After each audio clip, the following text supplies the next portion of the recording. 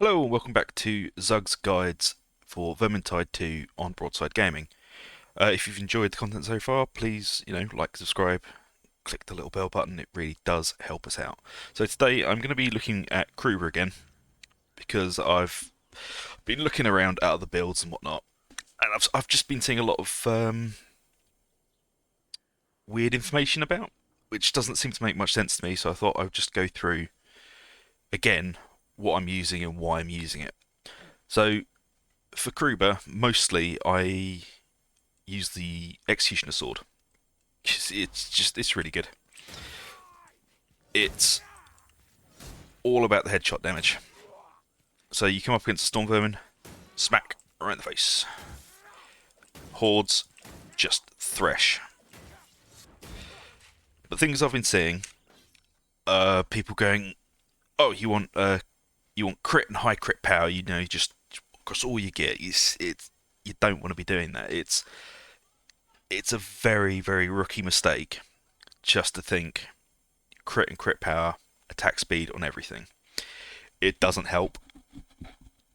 You might think it's going to bump your numbers, but it doesn't. It really doesn't, especially when you start playing in Legend and Cataclysm. It doesn't help you at all. What you need is the power versus. That is what's going to get you going. So I thought I'd have a look at some of the stuff I'm using, because I mostly main the Mercenary. I've only been playing on the Foot Knight for a week or two just to try out I wanted the skin basically, and then I decided I liked it. But this is the general build I'm using. So Executioner Sword, attack speed, and block cost reduction. And as you've seen my other videos, you know how obsessive I am about block cost reduction, because it's really, really good. My handgun, which is the range weapon I always use, because it's just fucking amazing. Being able to switch to it, snapshot, and carry on. There's a blight stormer fucking around somewhere. You pull this out, you don't even have to headshot it. You just body shot, and the thing's dead. So that is usually why I always use the handgun. Sorry, brain fart. Necklace again. This is pretty much the same stuff I use for my spear and shield build. There isn't much difference between the breakpoints. But again, power versus infantry, power versus Skaven, and of course the legend trinket instead of the cattle one for curse resistance, because I ran quite a lot of legend just farming reds and getting skins, because it's generally what there is to do at the end game for Vermintide. Get some lovely loot. But yeah, I mostly run the Executioner Sword because I'm not a fan of the Halberd. I really do not like the block cancelling. It just feels, well, honestly, it feels shit. Every attack, block cancel. I despise the gameplay. So I lean more towards the Executioner Sword. So when you're fighting hordes, you're generally just wheeling around, swinging. But what you can do, it's not, as I said in my dodge video, you don't just stand there going, oh, swing, swing, swing. No, you're dodging around, but you can spin your camera as you're wheeling around to try and get more hits. So with the Executioner Sword, it will feel really slow and really clumsy when you start out with it. You're going to have to really gauge your hits with Storm Vermin. They're going to come at you, and you're just going to aim for the face and lunge in. But always remember, if you miss the hit, dodge back and block.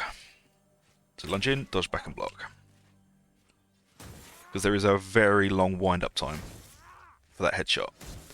But you manage to pull it off, you can pretty much one-hit Chaos Knights with these breakpoints.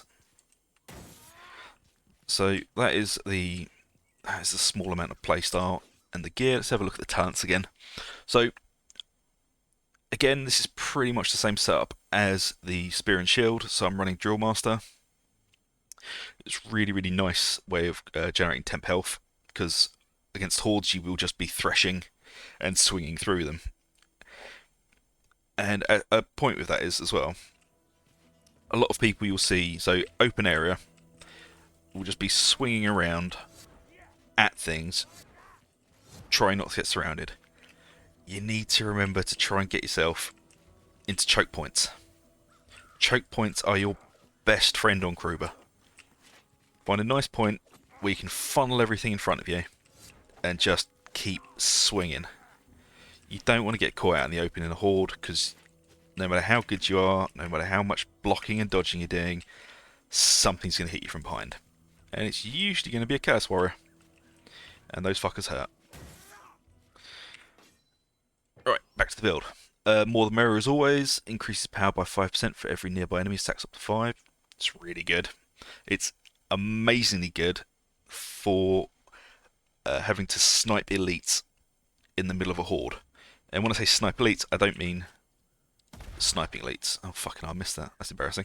So you'll be swinging, Stormbone comes in, get to a different angle, hit it in the face, move back. You never want to swing from where you were just standing. So if you swing at the horde, they'll all be coming at you. Storm comes in, so smack. Because all the mobs will be standing still mostly, coming at you, stabbing. So you can just move from where they were stabbing you at, smack it in the head.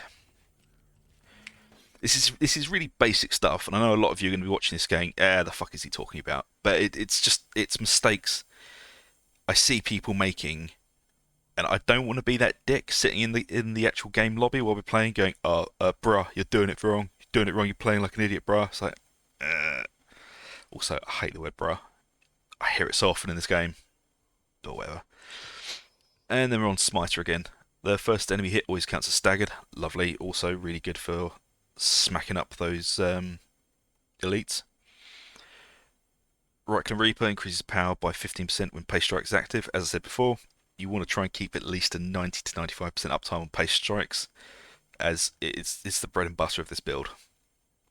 Blade Bearer, again, Pace Strikes just reduces damage taken, so if you do have to tank a hit, it's not going to be as bad. And Ready for Action, because as I said, it's really good just to spam, especially if you're playing with a Zealot Saltspire who, obviously wants to get hurt and needs that temp health. And also it's really good for you, because a lot of the time you're going to be playing with a team of people you don't know. So this is going to be able to just keep you guys going. You're going to be able to spam this and just pump health into the team until you can get to a safe point. Like, On Your Feet, Mates is really good, but it does require quite a lot of team coherency. So if you want to spam your ability, Ready for Action. If you know your team and you're only going to use it in sort of emergency situations, On Your Feet, Mates.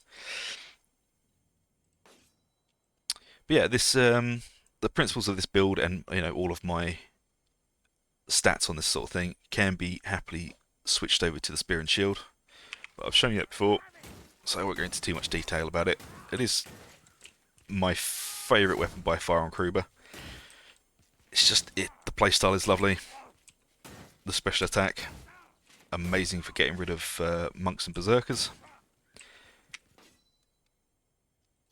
But generally, if I'm playing the Mercenary, I will always use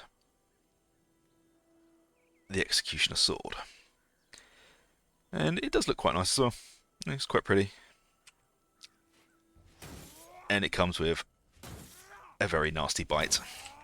Anyway, this has been one of my short guides where I basically ramble and talk nonsense about Vermintide. So thank you very much for watching. Please like and subscribe, and I hope to see you all again for the next one. See you later.